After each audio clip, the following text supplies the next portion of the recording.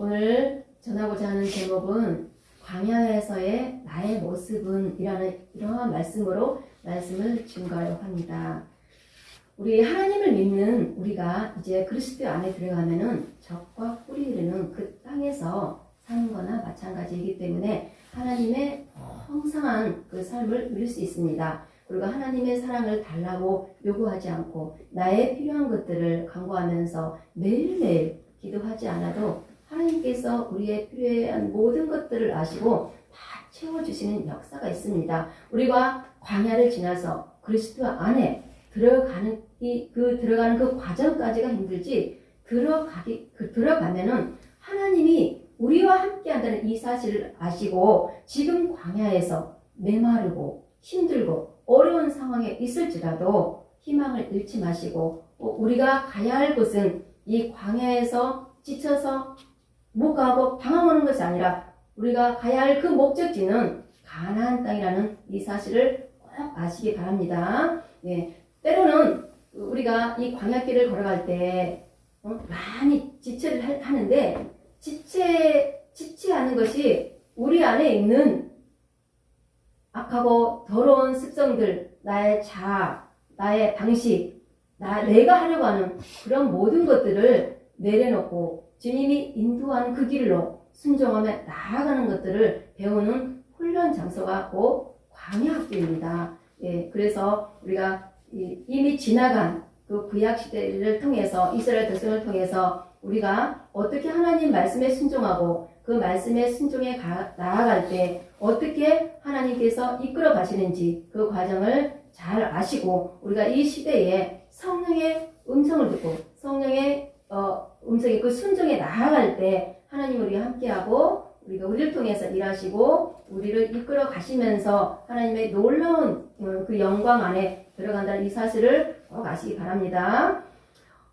가데스 바네아에서 민수기 13장에서 19장까지 거의 38년 정도 지체를 합니다. 그 지체한다는 것은 원망과 불평으로 인해서 방황했던 그 시기입니다. 그것은 하나님 앞에 불신종하고 하나님의 지도자 모세의 말에 불순종했기 때문에 그 수많은 사람들이 하루가 멀다 하고 많은 사람들이 죽어갔습니다. 때로는 자식이 죽어가고 남편이 죽어가고 가족들이 죽어가며 많은 사람들이 하나님 아버지를 원망하고 이 모세 지도자를 원망했던 거예요. 이제 38년이라는 그 지체하면서 방황했던 그 기간을 끝내고 이제 모압 평지를 향해서 민수기 20장에서는 출발을 합니다. 출발하는데 오늘 본문 말씀은 21장이죠. 21장에서는 놋뱀과 불뱀의 사건이 나오고 아모리 왕 시온 왕을 이기고 또 바산 왕 옥을 이기고 또 모압까지 가는 그런 내용이 이렇게 21장에는 나와 있습니다. 이제 그의 제사장 아론이 호리산에서 죽고 이제 가나안 땅을 향하여서 이제 빨리 들어가려고 에돔을 이제 거치게 됩니다. 그런데 그 에돔을 거칠 때 에돔 왕에게 왕의 대로를 내어주세요. 그렇게 부탁을 합니다. 그 말은 넓고 편한 길, 빠른 그 길로 갈 수 있는 길을 내어달라고 그렇게 요구하는데 에돔 왕이 거절을 하죠. 오히려 쳐들어오죠. 그래서 이제 에돔 그 땅을 지나가면 더 빠른 속도로 가나안 땅을 갈 수 있는 길이지만 이제 에돔 왕이 나갔기 때문에 반대를 했기 때문에 이제 돌아서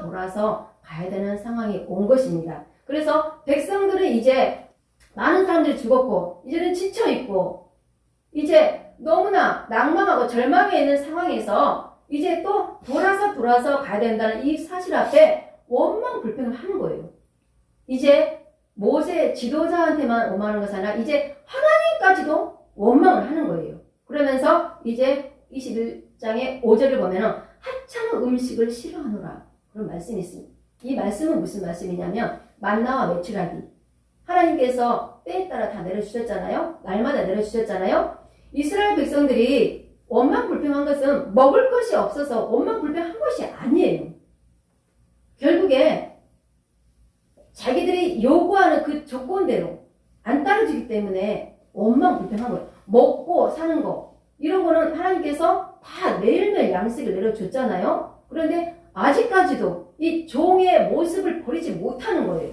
아직까지도 애굽에서 먹고 살았던 그 노예의 습관을 버리지 못하는 거예요. 이렇게 앞이 안 보이는 길을 하나님을 따라서 또 지도자를 따라서 간다는 것은요, 쉬운 일이 아닙니다. 그래서 원망불평할 때 하나님께서 광야에 있는 불뱀을 들어쓰십니다.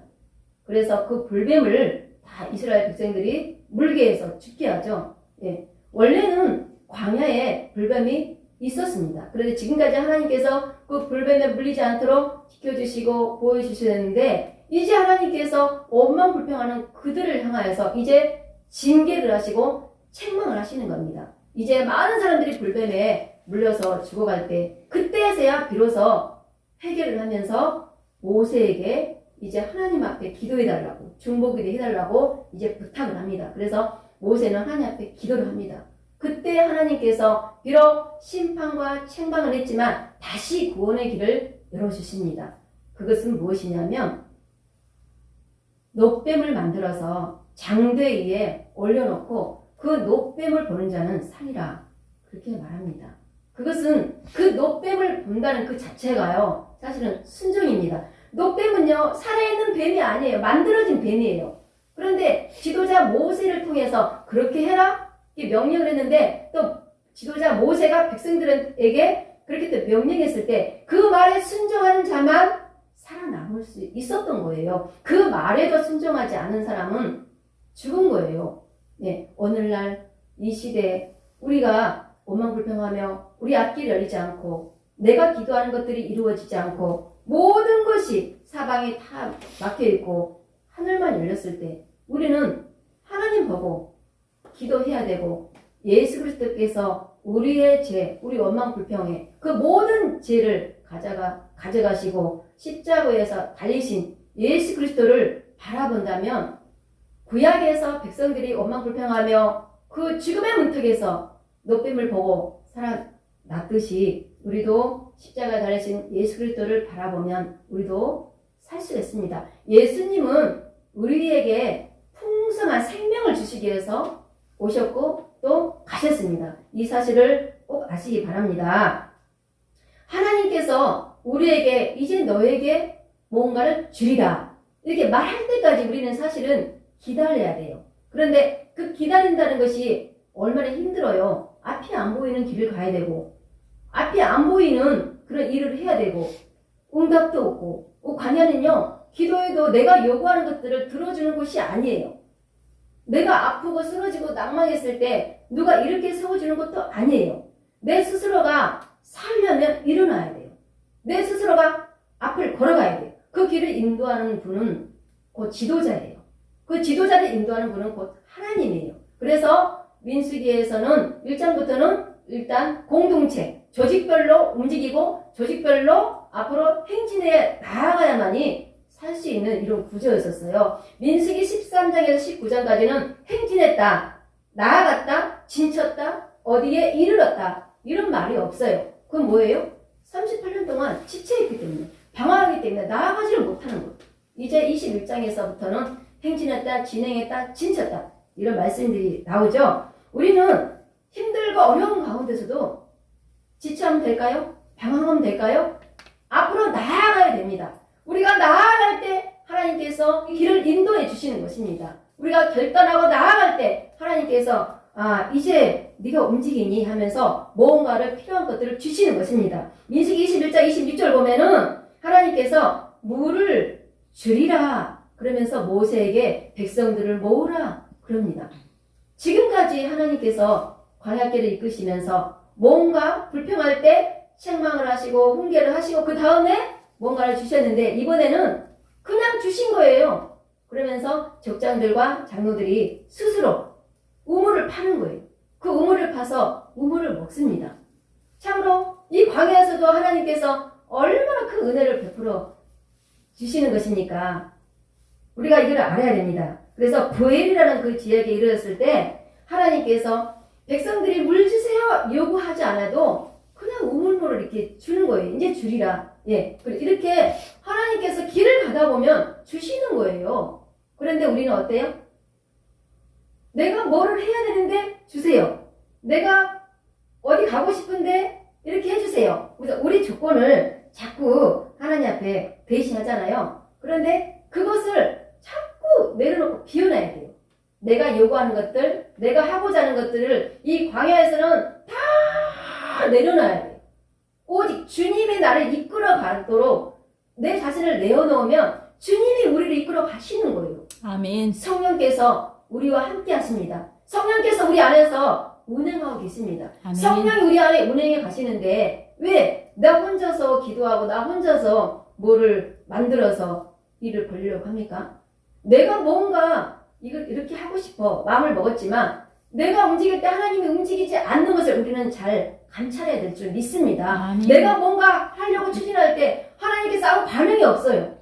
하나님은요 사람을 통해서 역사하시고 사람을 통해서 반응해서 그 일을 행하게 하시는 분이에요.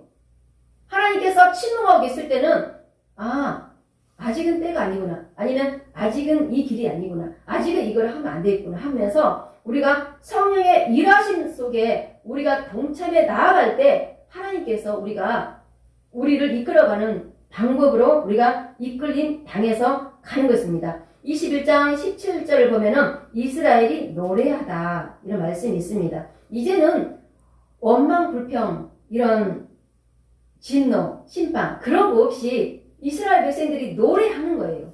노래하다. 이 광야에서 노래하다. 참 신기한 일이 벌어지는 거죠. 예. 하나님께서 길을 인도할 때 때로는 먹여주기도 하고 입혀주기도 하고 추우면 춥지 않도록 바람도 막아주시고 또 이렇게 길을 인도할 수 있도록 구름 기둥과 불 기둥을 통해서 이렇게 하나님의 임재를 또 나타내기도 하고 그렇게 이스라엘 백성들을 보여주시는 것을 알 수 있습니다. 이스라엘 백성들이 이제 노래하다, 이제 하나님을 따라가기로 이게 마음을 먹었지만 또 실패하고 무너지는 것이 또 백성들입니다. 이때 원망과 불평과 진노가 잠시 없어지고 이스라엘들이 노래할 때 이제 또 가나안 땅까지 가기에는 아모리 왕, 시온 왕을 이겨야 되고 또 바산의 옥을 왕을 이겨야만이 또 모압 땅까지 간단 말이에요. 그래서 이스라엘 백성들이 승리하는 것을 21장에서는